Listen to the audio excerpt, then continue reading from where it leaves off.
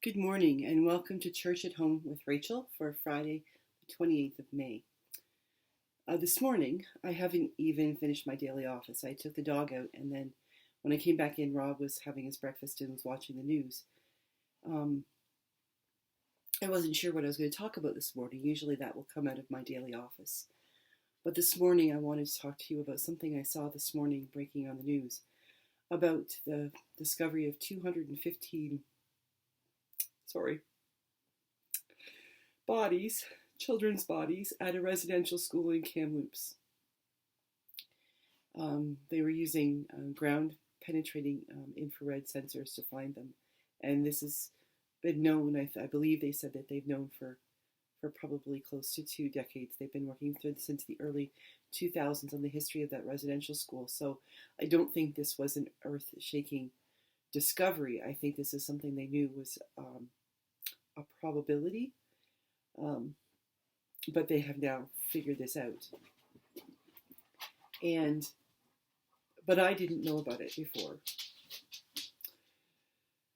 They just interviewed Chief Harvey McLeod of the Upper Nicola Nation, I believe it was. Apologize if I've got that wrong. And he is a survivor of that particular residential school. And when he was asked by the reporter, the journalist, what he remembers, he says he remembers that sometimes people would talk about running away, and they would just never come back. And he kind of hoped that, they got away, but maybe those are people, some of the people who are buried there. But he also says that he planned on running away. He hoped that he was working toward that, but then he saw the ones who were caught and brought back, how they were treated. And he decided not to run away. He thought he was weak, that he was not strong because of what was happening in that school and to him and to the people around him. He thought he was weak. Now he recognizes how strong he is and how strong he was during his time in the residential schools. It would be so much easier, I think, for us to look back and say that happened in the late 1800s or the early 1900s, and that, there's no one to remember.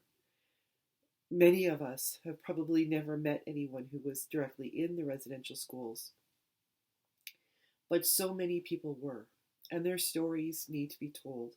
They need to have the strength to be able to share their story, and we need to have the strength and the humility to listen.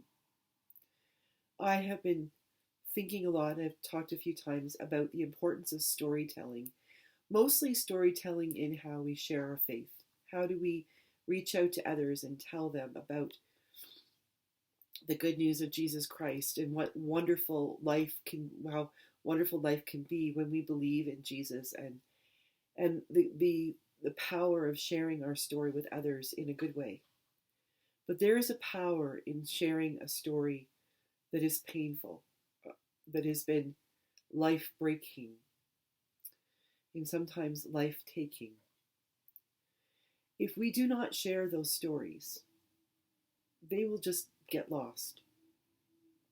And if they're lost, they can't be told. And if they're not told, we could end up in a place where those stories will begin to repeat themselves.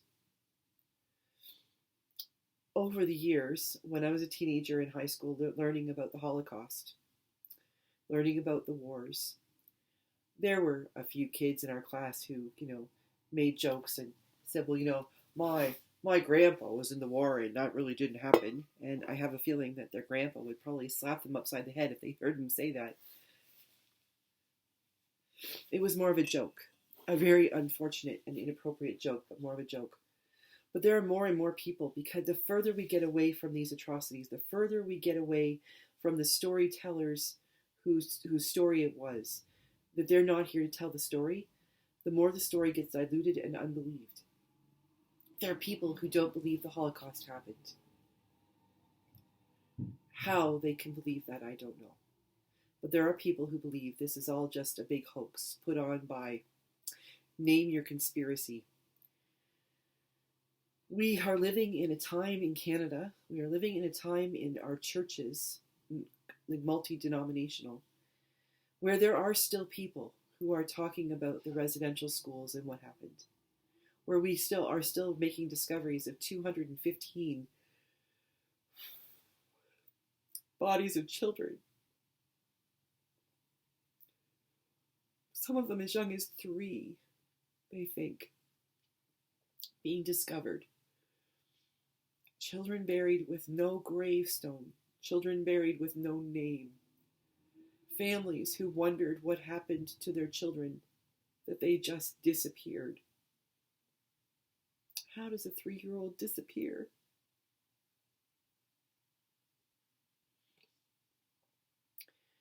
We can't go back and change the way things were. We can listen to the stories being told. We can reach out in compassion to those families who may discover the truth now. The chief who spoke, Chief McLeod, couldn't be that much older than me. Maybe 10, maybe 15 years old or older. I doubt it much more than that.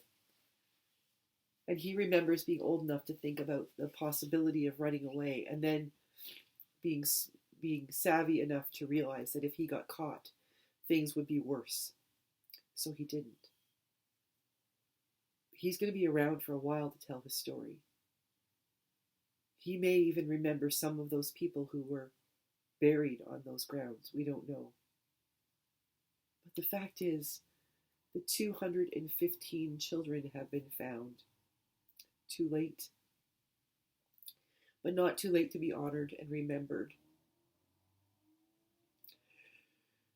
Yesterday, our federal government apologized to the Italians, the Canadian Italians, who were interned in Canada during the war. And there are, of course, always, as always, there are people who are angry, why should we have to apologize to them? We apologize because what we did was wrong. We apologize because we never want to do that again. Our apologies to our Indigenous brothers and sisters cannot be a one-shot deal. We cannot simply say once, I am sorry, here are reparations or not. Good luck, God bless you, and we'll see you at the supermarket. It can't work that way. If we did that, in some places I think this must be how the Jewish people felt after the Holocaust. If we allow ourselves to say that is in the past, we will relive it in the future. It may not be our Indigenous brothers and sisters. It could be our own grandchildren. It could be some other form of oppression on a completely different group of people.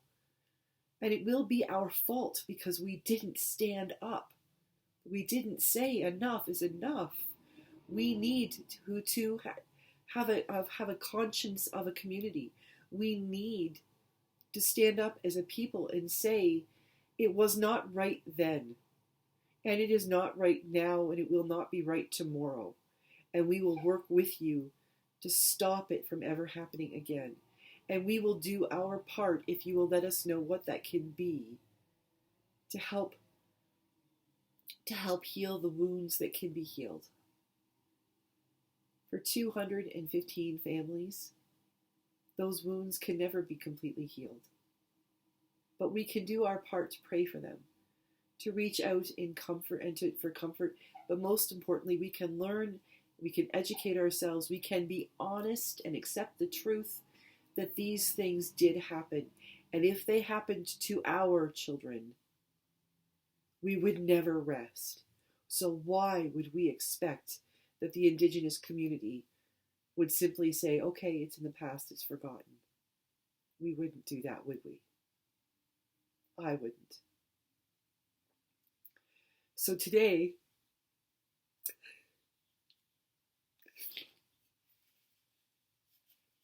when I say the rest of my daily office, I will pray for 215 children at the residential school in Kamloops. I will pray for 215 families who never got to say goodbye to their children. I will pray in thanksgiving for 215 beautiful souls who were received into the arms of Jesus in heaven when they died. I will pray in thanksgiving for 215 little angels who did not know any more horrible truth about what people could think or say or do. But I will pray for all of the other children in that school who watched as children simply disappeared, who sat beside them at the table at their schooling, who laid beside them in the cot next to them, and who in the morning were gone. 215 people. More people than I have in my congregations. More people than I have in my family, even extended. 215 people whose voices never got to be heard, whose stories never got to be told. It is our job now, as non-Indigenous Canadians, to shut our mouths and to listen.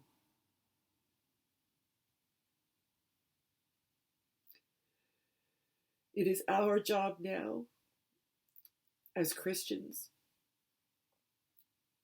to reach out in love through Jesus Christ and the Holy Spirit, to offer our prayers and to offer our pledge that we too will simply listen and we will respond when we are asked to do something.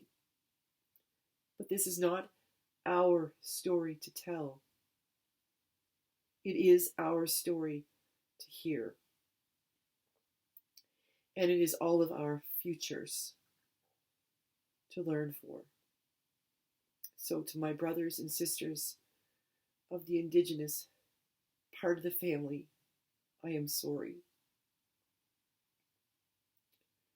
Teach me to help you. Teach me how to listen.